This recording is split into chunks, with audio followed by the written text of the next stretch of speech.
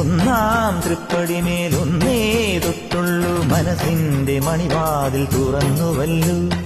രണ്ടാം പടിമേലേറി, മൂന്നാം പടിമേലേറി, നാലാം പടി അഞ്ചാം പടി ഞാൻ കാണവേ.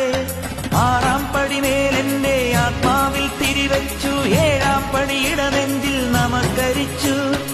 എട്ടാം പടിമേലെന്റെ കഷ്ടങ്ങൾ നടതള്ളി, എന്നെ നീ കാക്കേണം മണികണ്ഠനെ. ഒൻപതാം പടിയേ അയ്യനേ